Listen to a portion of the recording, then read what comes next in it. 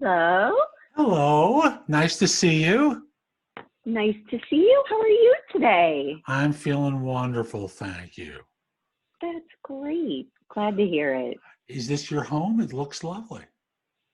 It is, yes. This is a sunroom that we built onto it. So that was at one point an exterior wall, but we decided to turn it into a sunroom and now it's an office. So We've all had to do that version of adaptation. yes. So let's see now. It's already recording. I'm going to pause it here for a second.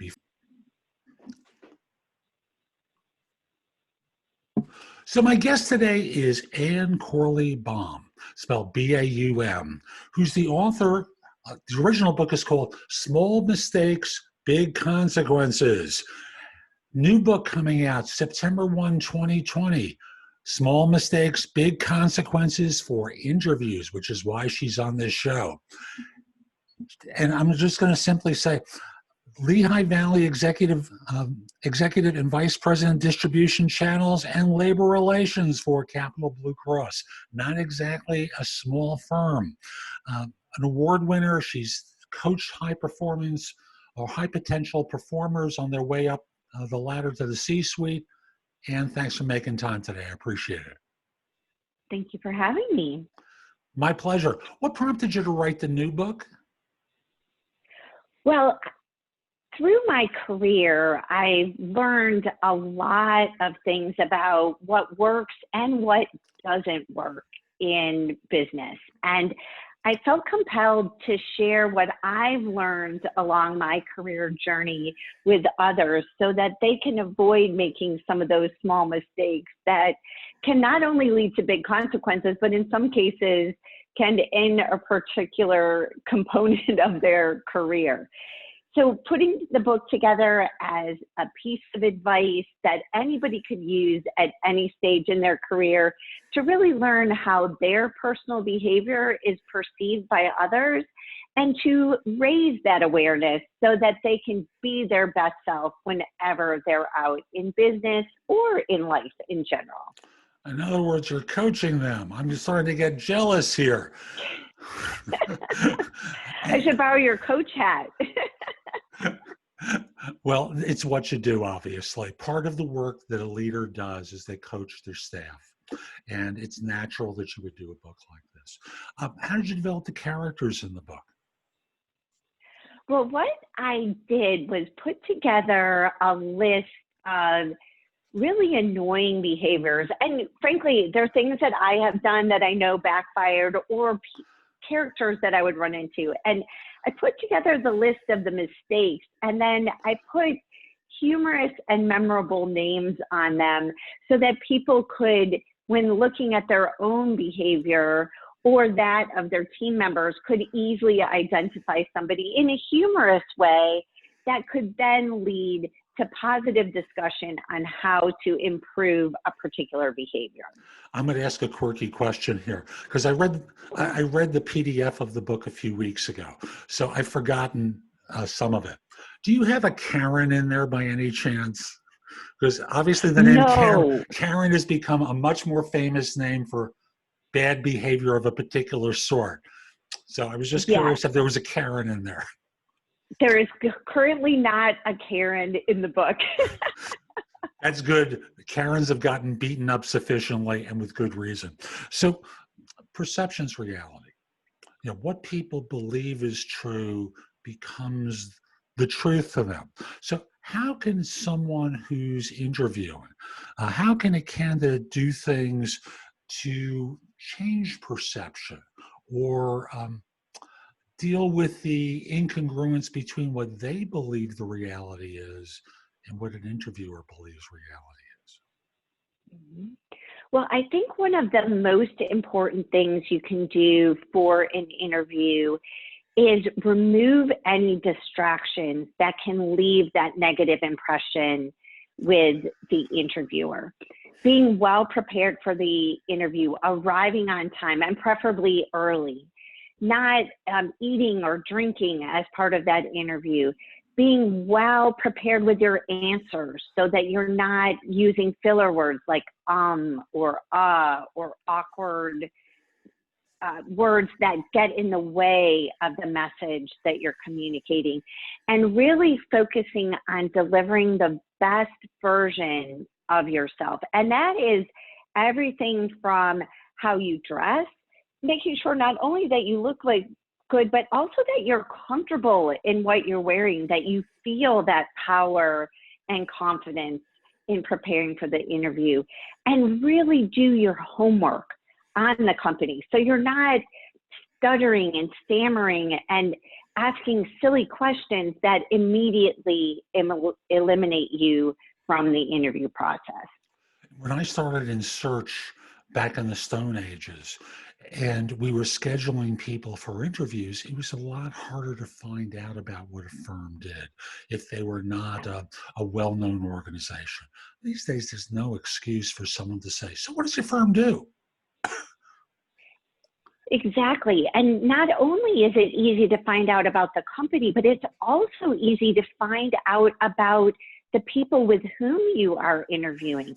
Take a look at their LinkedIn, look on Instagram, look on Facebook, get a sense of the person. And I wouldn't necessarily reveal that you are stalking them or spying on them, but get a sense of what's important to them, what their background is, what their history is, and that will better prepare you for interacting with that individual. And on LinkedIn, folks, one thing that you can do is in the privacy settings, turn off the way that people will see you online temporarily. So that way you can go look at their profile, don't look as though you've been examining them. And all that will appear to them is someone from Capital Blue Cross has looked at your profile. And that's as much as they'll discover about you. It could be anyone in the organization. And then once you're done, turn it back on, reverse the setting. But that allows you to maintain anonymity when doing it. Right. And I agree with that anonymity, but also I will tell you, if somebody's preparing for a meeting with me and I see that they have checked my LinkedIn, I have a great deal of respect for that, because they're taking the time to look and do their research prior to that meeting.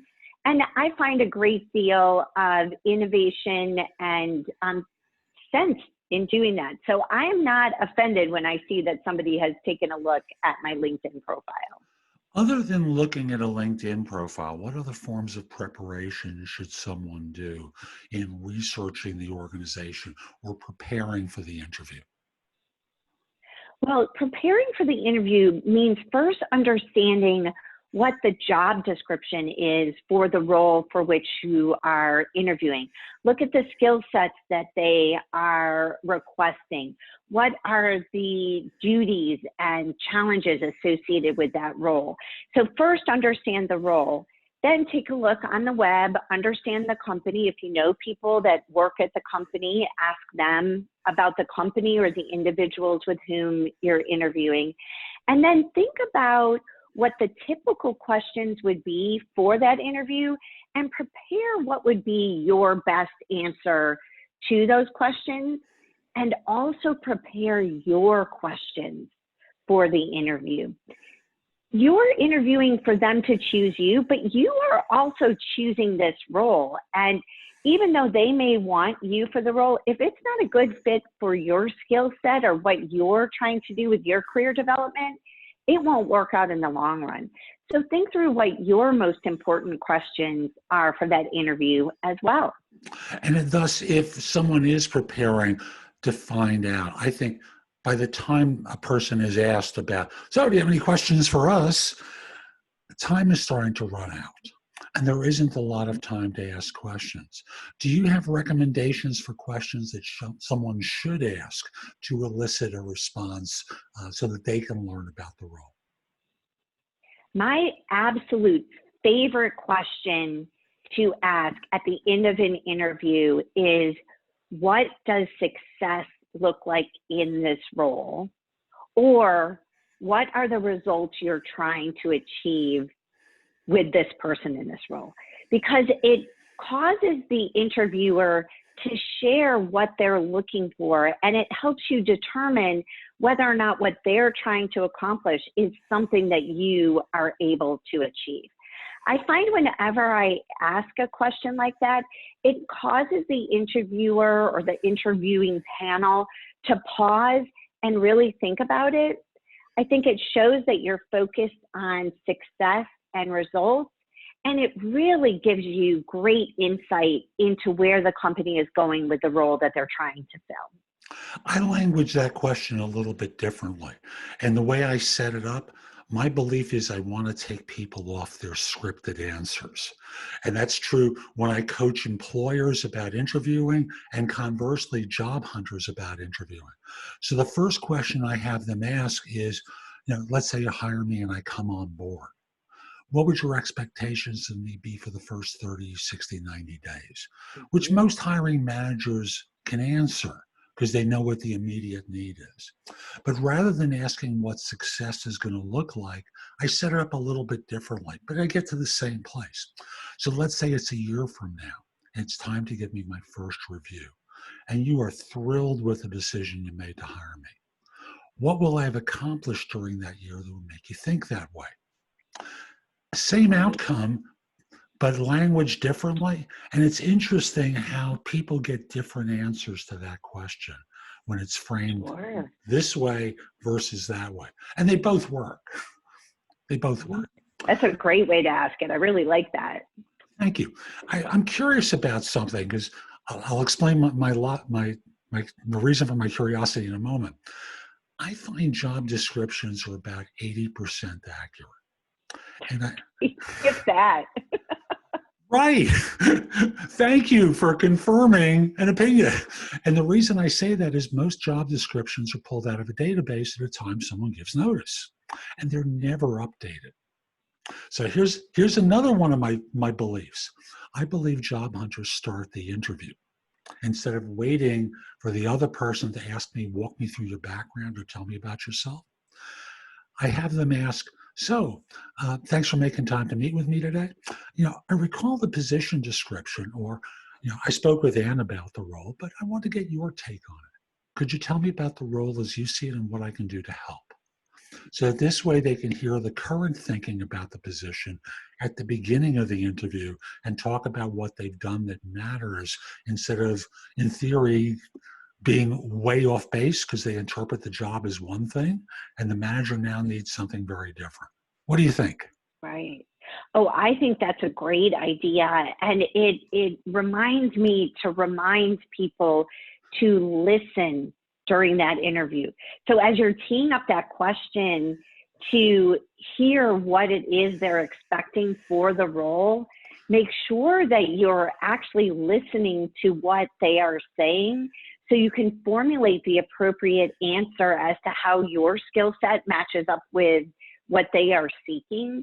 So often we are not really listening. We're just waiting to get to our next answer, and really taking the time to focus and listen to what they're saying will help you give the best answer once they give you a great answer to the question you posed to them.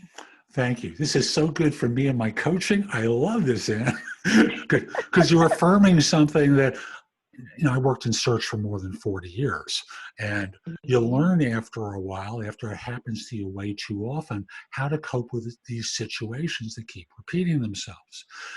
Thus, the next thing I do is I coach people to answer, tell me about yourself, starting off with a brief summary of experience, and then segueing into connecting the dots for the interviewer for how their background matches the need that they were just told about.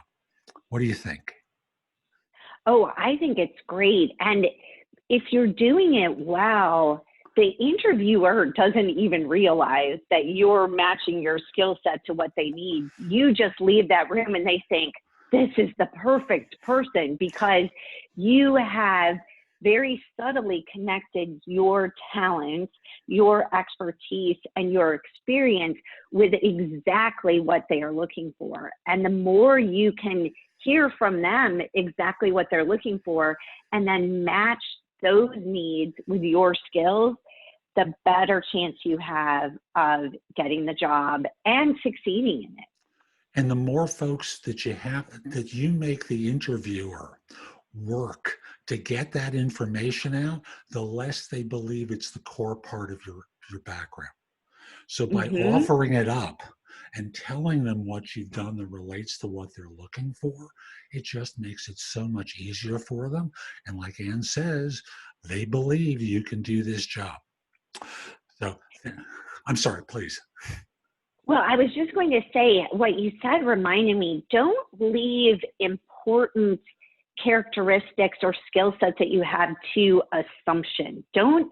If there's something that you have that happens to be in your resume and is a perfect match for the role, make sure you get it out there on the table. Often someone has seen so many resumes, read so many different descriptions of individuals, reminding them the key competencies that you possess, the special talents that you offer. Even though they might be on the resume, make sure you're bringing them to light in that interview, especially when they match up perfectly with the role. And when I think of that, I think in terms of applying for a job and going through a system to apply that's often looking for keywords higher up in the document and repeated so that it's within the system's dictionary of terms. So the system goes, high potential match. So page 1, first half is ideal. Page 3, bottom of the page, not so good. So we're in a time of where we're all doing interviews by video. And this is going to go on much more normally in the future, of course. And folks are first getting used to the medium. What advice do you have for people who are being interviewed over video? The first piece of advice that I have is take it seriously and prepare for it just as you would preparing to walk into an office. Practice with your camera on. Make sure you have a great angle to your camera. Make sure you have excellent lighting. Make sure that the sound is working well. Oftentimes it's better to use a microphone and headphones as opposed to the speaker on your computer. And think about what you're wearing. Make sure that what you have on the camera matches up with the role that you are interviewing for. So you still need to look the part, even though it's via video.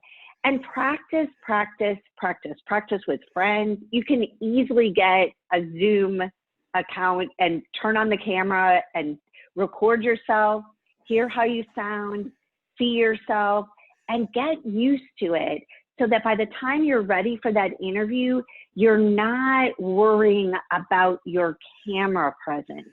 You're worrying about listening to the questions. You're focused on who you are and why you're the right person for the role. And the camera just becomes something that's going on in the background. Agreed. And it's funny, we're both people who wear glasses. And as such, one of the small things, and I'm aware that my glasses are doing this, is glare on the glasses. And just being aware that in certain positions, you don't create as much glare. So if your head is tilted forward ever so slightly, often it takes the glare off. So for those of us who wear them, it's a small tip, but everyone wants to see your eyes. Right. Yeah, I agree. And there's so many little things that you can think through. Even what's behind you. Is there a big pile of garbage? Is there an empty plate with your lunch on it? Think about the things that are surrounding you in the background and just have it look the best and most professional that it possibly can look. So thank you. And excuse my laughter, but I talk to people all day over Zoom, and it's amazing to see what's behind people sometimes. Right. And sometimes it's the person walking by, and we've all seen these videos from TV, the person walking by in various forms of undress. that are absolutely bizarre, close the door if you're in a house with other people. Minimize the distracting noises and lights in order to ensure that things look well. Be aware of your backdrop and how that presents as well. Lots of little things that if you record yourself on camera, you'll see and notice, I'm sure. Yeah. So we've got so many different places that we can go to with this conversation. So I know part of what people in your profession do, part of what recruiters will do, is kind of like doctors. They spend time ruling people out before they start ruling people in. What are the easy ways that recruiters find to disqualify people from further consideration, even though they might actually be qualified for the role? One of the things that almost always catches my eye is somebody who has short stints and seems to be regularly moving from place to place. Now, if they're moving for increasingly advanced roles so that it's clearly a move to grow in their career, I am less critical of that than I am if it's similar roles where they're only there for 6 months, 8 months, 9 months. Now, during this current time, I think you'll see people transitioning a little more readily simply because their positions are being eliminated or they're being furloughed. So I encourage interviewers to take that into consideration during this time. And I just saw a resume the other day where somebody actually wrote furloughed on right next to their term date. And I thought that was very helpful because to me that says that person didn't quit, they weren't fired, their role was just put on furlough. So I think that's a helpful piece of information right now. But that is something that regularly jumps out at me when somebody only has short stints and they're either getting fired or they're not a reliable employee that a company could count on. Yeah. And again, as a former recruiter, I was trained by my clients to look at that and to question 6 months here, 4 months there. And thus with resumes, I would always tell people if these were consulting assignments that were designed to be short term, aggregate the dates into one category, keep each assignment underneath it as distinct as you have it, but preceding it, it might be consultant, the aggregated dates on top, and then underneath it having those assignments. And now with COVID, of course, it becomes much the same thing. Laid off due to COVID, I think everyone gets a pass for that.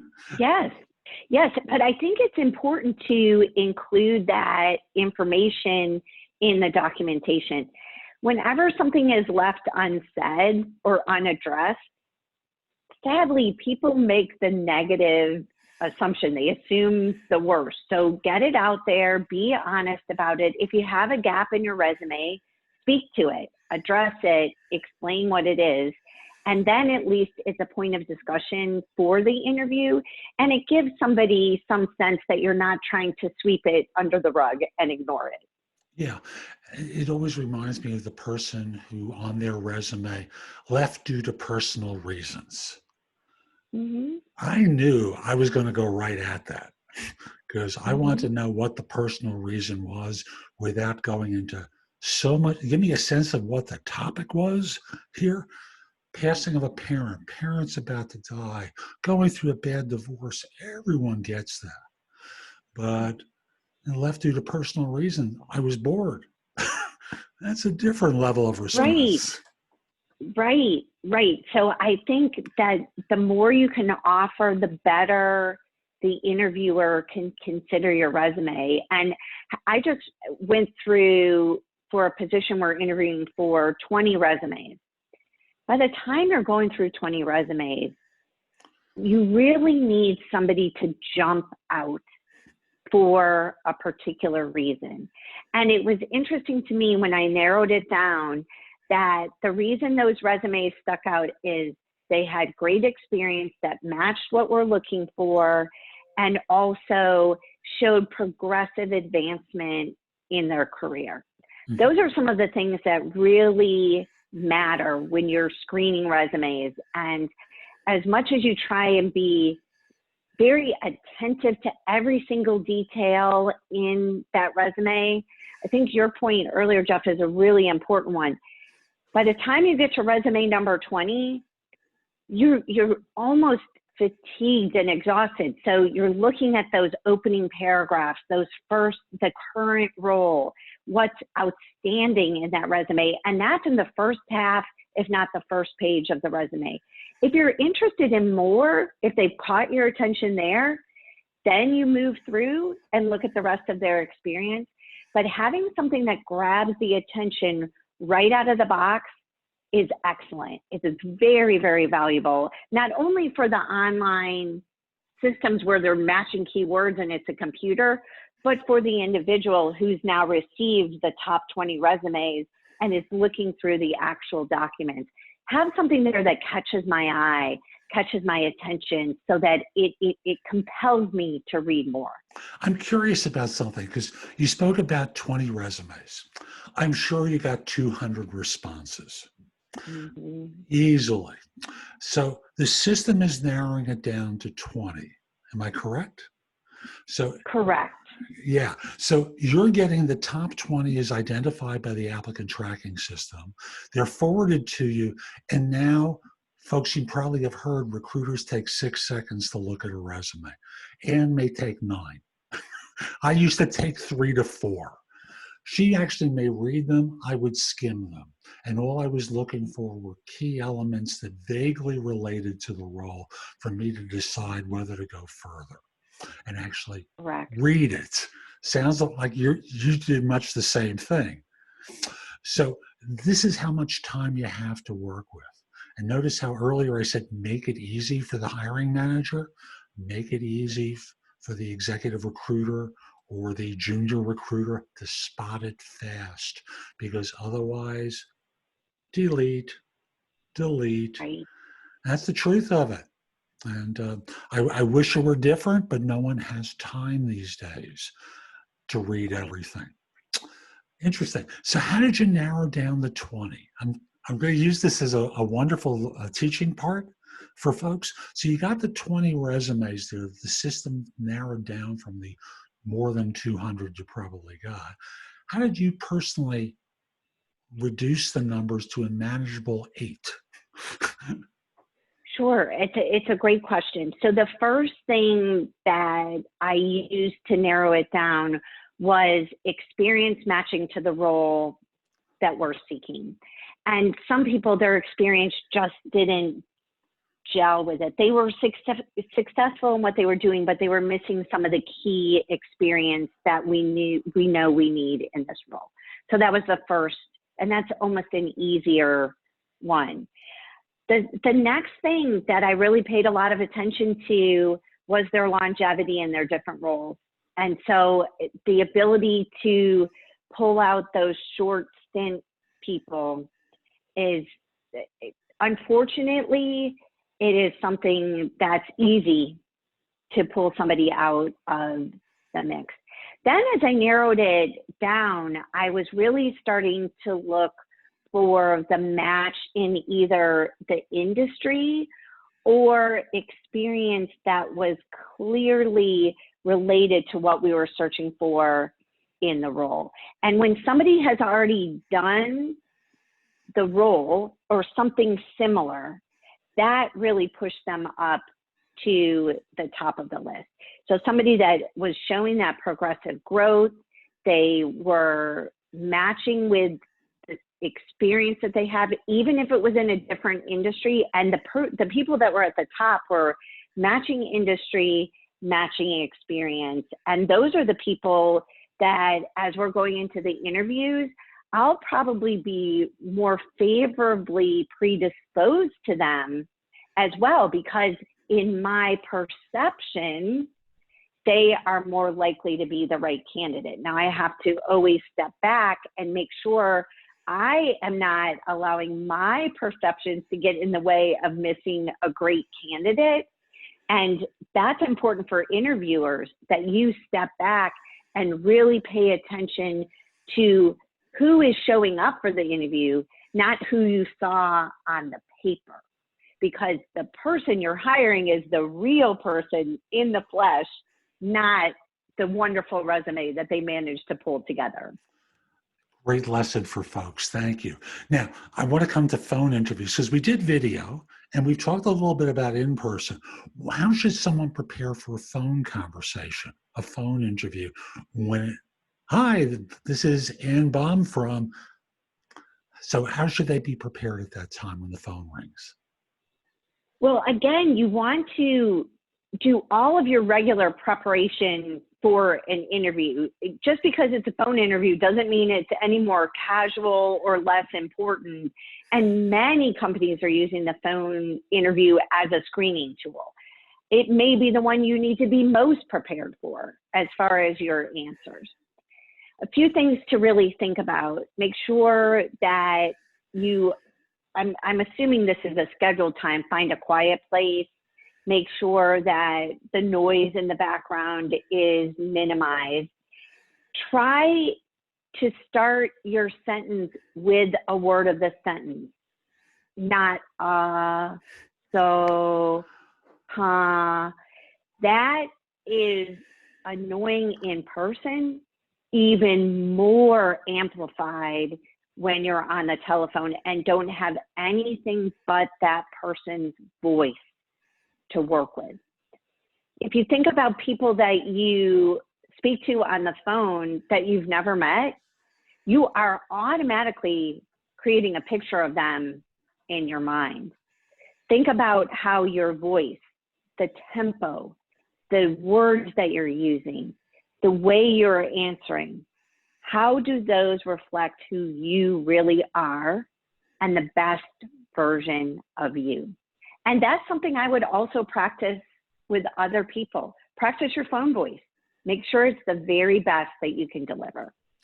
And folks, one thing I'll always mention to people as they're growing in organizations, there's a great organization to practice with, practice your public speaking, called Toastmasters. If you do a search of Toastmasters, no, I'm not being paid a commission by them. I'm a former member twice, and I've interviewed people from Toastmasters for the show.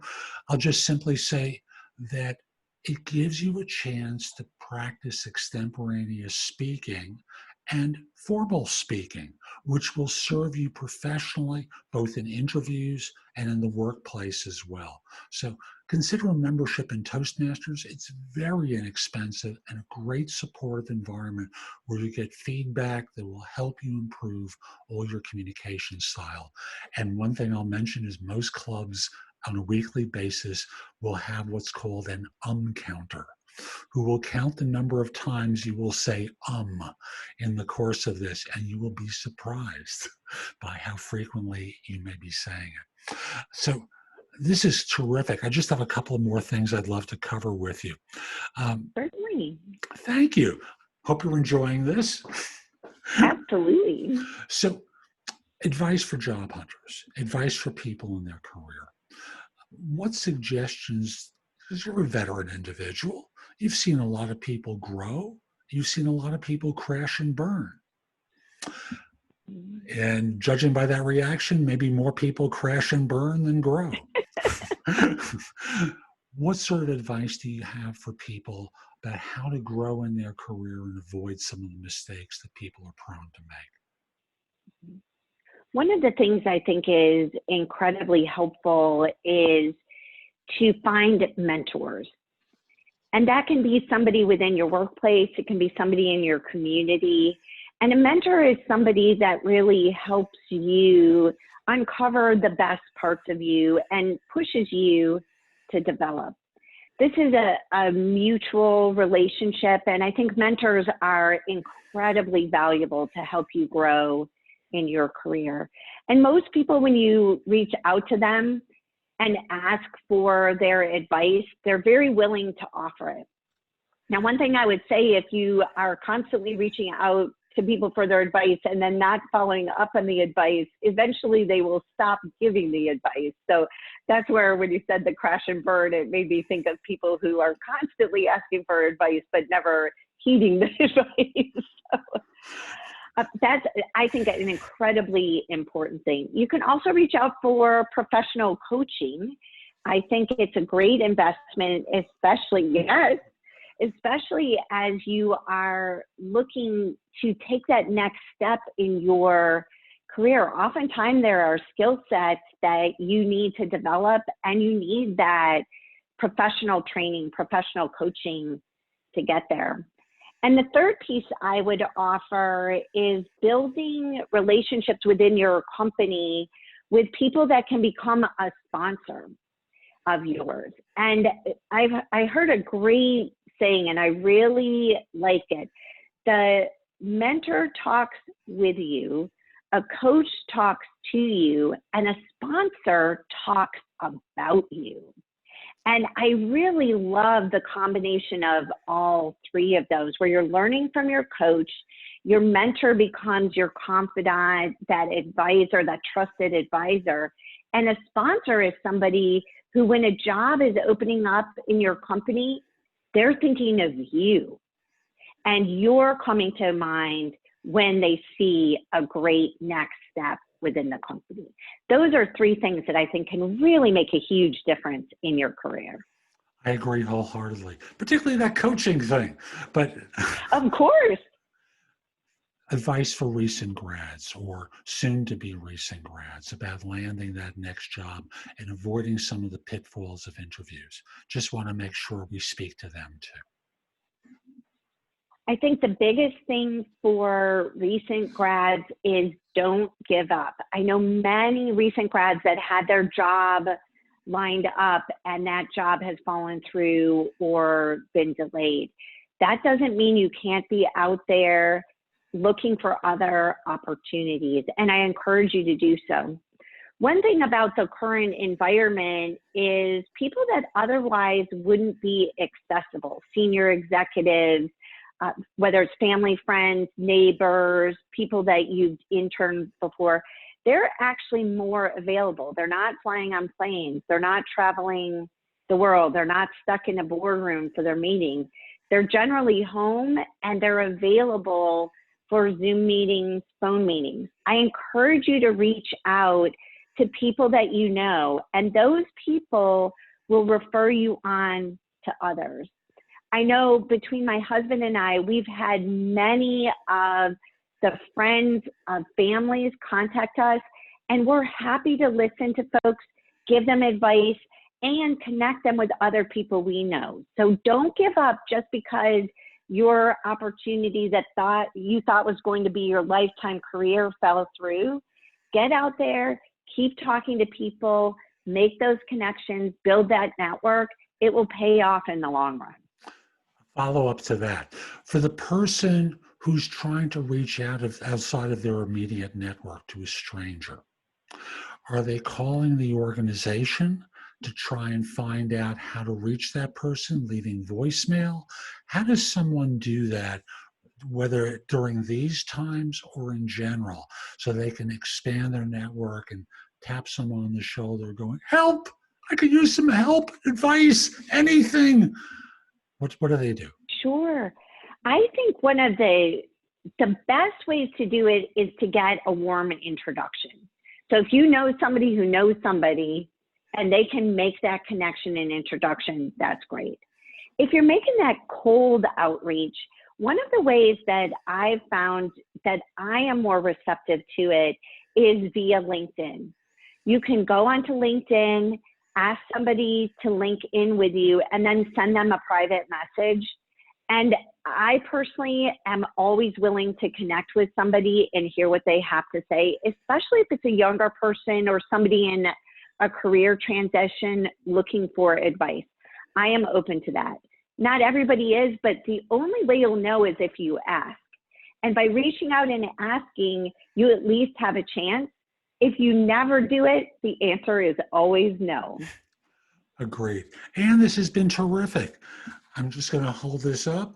Small Mistakes, Big Consequences, the existing book, Small Mistakes, Big Consequences for Interviews, Anne Cohenbaum, B-A-U-M. How can people find out more about you, the work that you do, order the book, order an advanced copy of the new book? How can people do all of that? So the books are available at barnesandnoble.com, at walmart.com, really wherever books are sold.